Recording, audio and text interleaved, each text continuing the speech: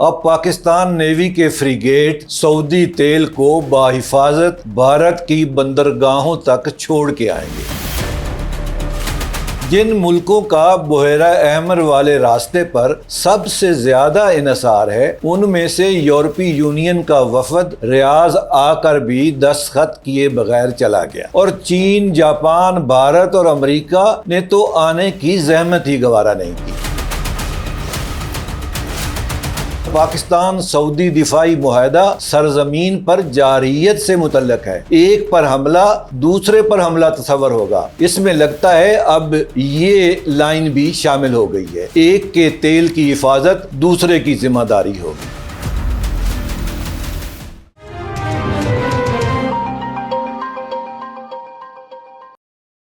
Time line میں خوش آمدید۔ میں ہوں محمد اکرم نعیم بروکا۔ 30 جولائی کو ریاض میں سعودی وزارت دفاع نے ایک اجلاس بلایا۔ 51 ممالک اور بین الاقوامی اداروں کو دعوت دی گئی تھی۔ 43 ممالک کے سربراہان یا ان کے نمائندے شریک ہوئے، کچھ ذاتی طور پر اور کچھ ویڈیو لنک پر، اور ان کے ساتھ یورپی یونین کا پورا وفد بھی موجود تھا۔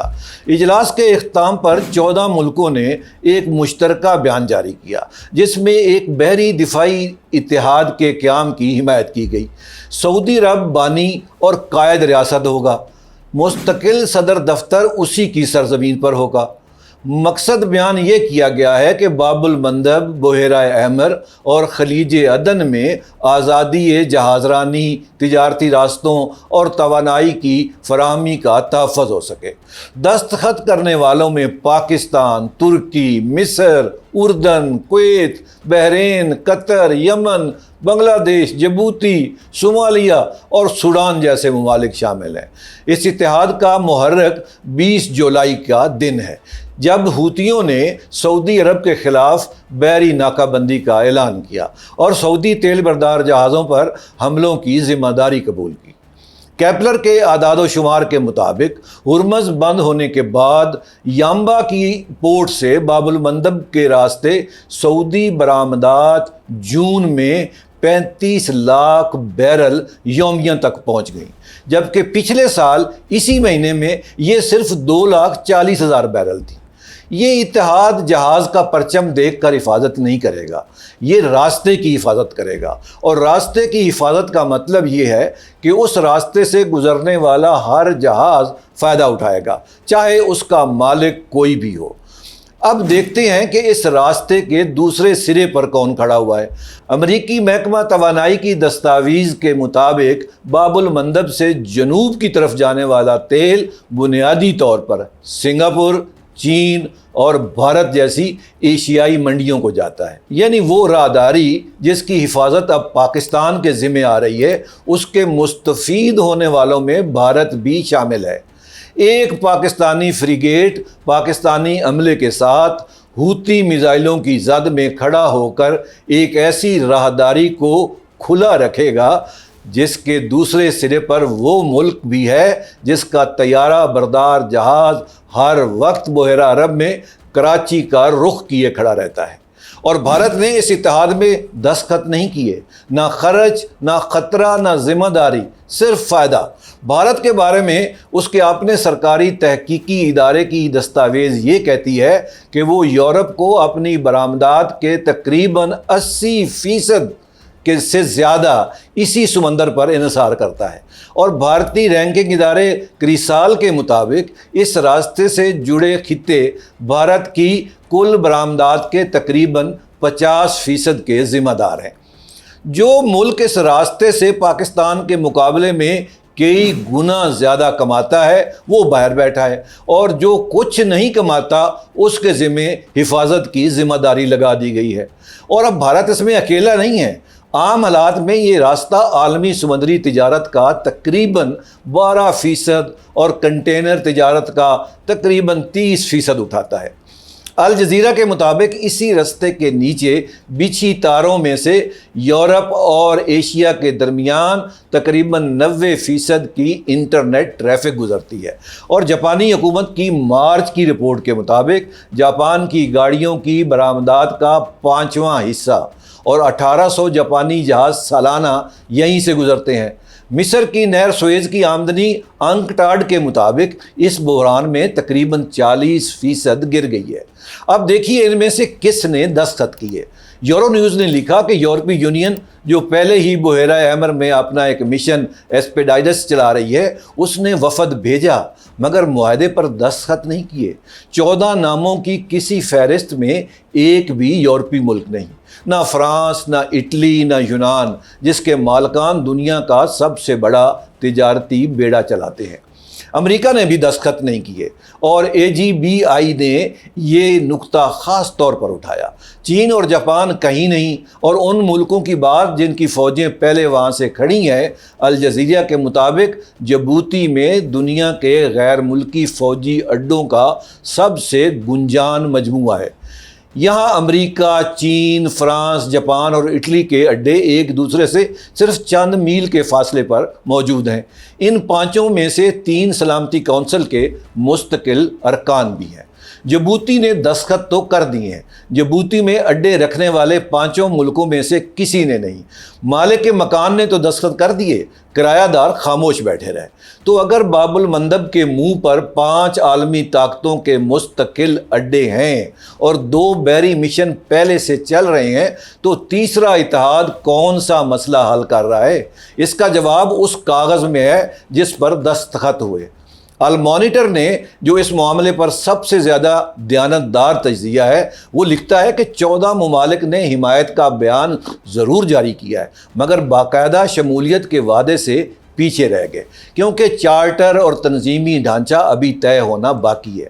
خود سعودی بیان کہتا ہے کہ کام جاری رہے گا تاکہ بانی دستاویز پر دستخط ہو سکیں اور اتحاد کا آغاز ہو سکے، یعنی بانی دستاویز ابھی موجود ہی نہیں ہے۔ UPI نے وہ شک نقل کی جو اس بیان کو مزید ہلکا کرتی ہے کہ اتحاد کی کارروائیوں میں شرکت پر ریاست کا خود مختار فیصلہ رہے گا اور کوئی رکن کسی بھی مشن سے الگ رہ سکتا ہے۔ AGBI نے یہ پکڑا کہ پورے اعلامیے میں حوثیوں کا تو نام تک نہیں لیا گیا، اور بحری تجارت کے پیشہ ورانہ جریدے میری ٹائم ایگزیکٹو نے وہ بات لکھی جو باقی سب سے چوک گئی کہ کچھ ممالک نے صرف اپنے دفاعی اتاشی ہی بھیج دیے تھے تاکہ وہ اپنے دارالحکومتوں کے لیے صورتحال پر نظر رکھیں۔ شمولیت کا ارادہ ان کے پاس تھا ہی نہیں، یعنی 43 کا ہندسہ ایک جیسا نہیں ہے۔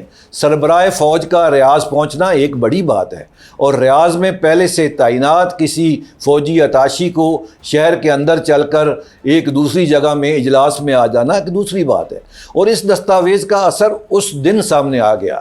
یورو نیوز کے مطابق سعودی اعلان سے چند گھنٹے پہلے حوثی رہنما عبد المالک الحوثی نے ٹیلی ویژن پر کہا کہ اشارے بتاتے ہیں کہ سعودی فریق مکمل کشیدگی کی طرف جا رہا ہے، اور ہم اس کی مکمل کشیدگی کا جواب مکمل کشیدگی میں دیں گے۔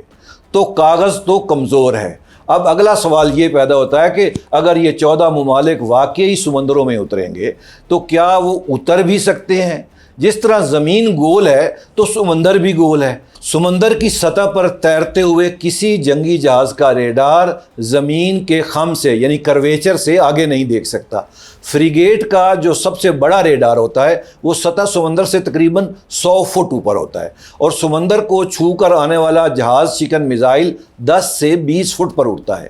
ان دونوں بلندیوں کا حساب لگائیں تو جہاز یا فریگیٹ اس میزائل کو تقریباً 17 سے 20 بحری میل سے دیکھ سکتا ہے۔ اگر اس میزائل کی رفتار ہم کم سے کم بھی لگائیں تو یہ میزائل یہ فاصلہ 17 سے 20 میل کا یہ فاصلہ صرف 2 منٹ میں طے کر سکتا ہے۔ تو بیلسٹک میزائل بھی یہی کام کرتے ہیں، اور اپنے آخری مرحلے میں تو وہ اور تیز ہو جاتے ہیں۔ اچھا، اب ہم یہی حساب طیارہ بردار جہاز کے ساتھ لگاتے ہیں۔ اس کی اصل قیمت اس کا حجم نہیں ہے، بلکہ یہ ہے کہ وہ ریڈار کو آسمان میں لے جاتا ہے۔ ہر بحری بیڑے کے اوپر ایک بہت بلندی کے اوپر ایک فضائی نگرانی کا جہاز اڑ رہا ہوتا ہے۔ 25,000 فٹ پر یہ گشت کرتا ہے، اور یہ میزائل کو تقریباً 200 میل سے دور سے پکڑ لیتا ہے۔ تو 17 سے 200 یعنی 2 منٹ سے 25 منٹ کا ٹائم مل جاتا ہے، اور 25 منٹ میں شناخت ہو جاتی ہے، رخ بدلا جا سکتا ہے، دفاع کی تہیں مضبوط کی جا سکتی ہیں، اور سب سے بڑھ کر اس مقام پر حملہ ممکن ہو جاتا ہے جہاں سے یہ میزائل چلایا گیا تھا۔ یعنی فضائی نگرانی کے بغیر جہاز صرف تیر تو مار سکتا ہے، تیر چلانے والے تک نہیں پہنچ سکتا۔ اور پھر جو فریگیٹس ہیں ان کے پاس محدود کیپیسٹی ہوتی ہے، ان کے پاس اسلحہ بھی محدود ہوتا ہے، وقت بھی محدود ہوتا ہے۔ اب تغرل کلاس فریگیٹ کی بات کرتے ہیں جو پاکستان کے پاس ہے، اس میں ورٹیکل لانچ کے 32 خانے ہیں، اور امریکہ کے سوا کوئی بحریہ انہیں کھلے سمندر میں دوبارہ نہیں بھر سکتی، جبکہ مخالف کے پاس ایسے ڈرونز ہیں جن کی قیمت اس میزائل کا 100واں حصہ ہے، جو انہیں گرا دیتا ہے۔ اور دور دراز محاذ پر مسلسل ایک جہاز کھڑا رکھنے کے لیے 3 جہاز اور تیل بردار معاون جہاز بھی درکار ہوتے ہیں۔ یہ اکیلے جہاز کے بس کی بات نہیں ہے۔ اب ذرا پیمانہ دیکھتے ہیں۔ سویس سے خلیج عدن تک راہداری تقریباً 1500 میل ہے۔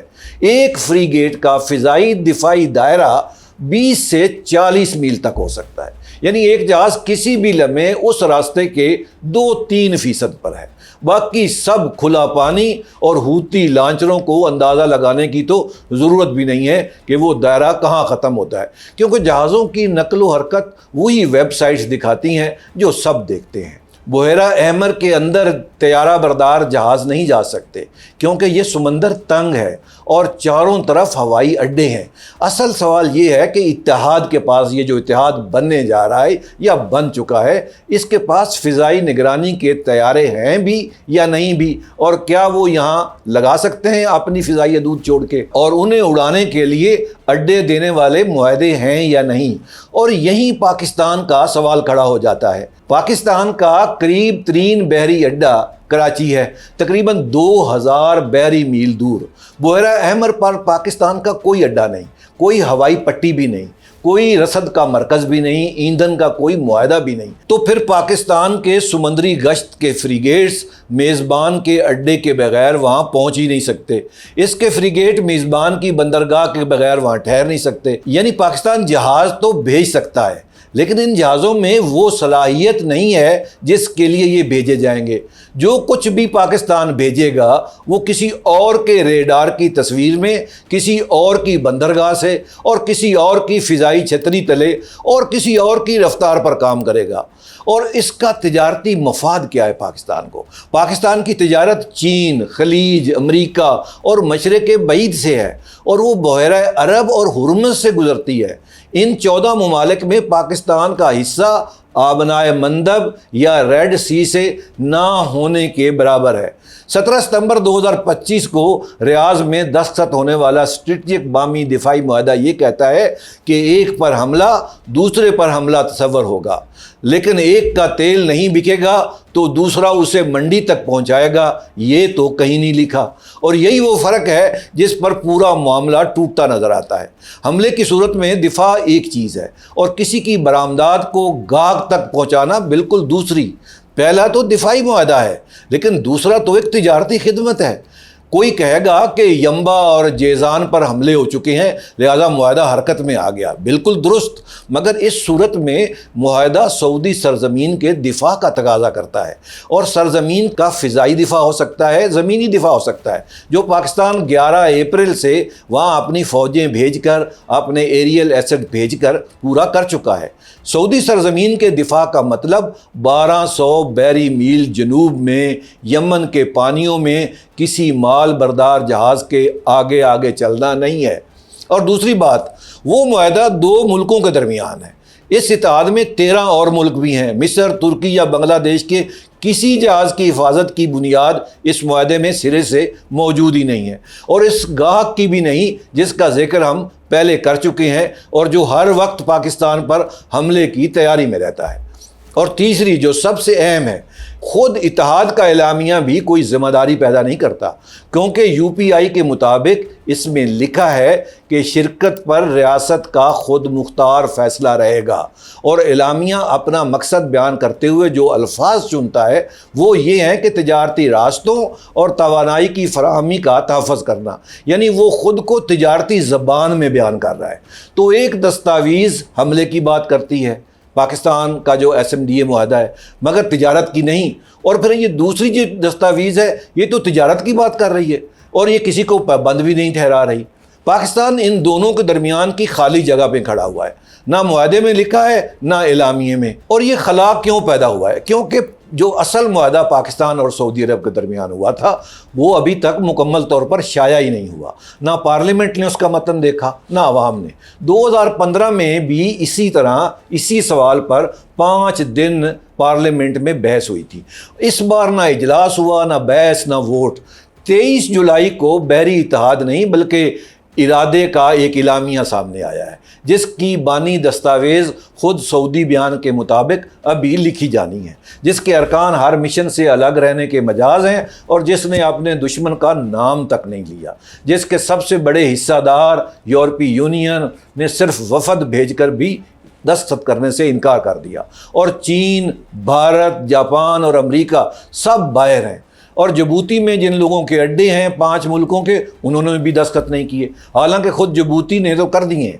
جس کے کسی رکن کے پاس فضائی نگرانی کی وہ صلاحیت ہی نہیں ہے، اور جس میں پاکستان وہ فریق ہے جس کا اس آبنا میں کوئی مفاد ہی نہیں ہے، جس نے اپنے اصل راستے ہرمز میں گشت کرنے سے پہلے انکار کیا ہوا ہے، جس کا وہاں کوئی اڈا نہیں ہے، اور جس کی قانونی بنیاد ایک ایسا غیر مطبوعہ معاہدہ ہے جو سرزمین کے دفاع کی بات کرتا ہے مگر مال بردار جہازوں کی نہیں۔ آج کے ویڈیو میں بس اتنا ہی۔ اگر میرا ویڈیو آپ کو پسند آئے تو اس کو لائک کیجئے گا، سبسکرائب کیجئے گا اور ضرور اپنے کمنٹس سے مجھے آگاہ کیجئے گا۔ اپنا اور اپنے پیاروں کا بہت خیال رکھیے گا۔ اگلی ویڈیو تک اکرم نعیم بروکا کو اجازت دیجیے۔ اللہ نگہبان۔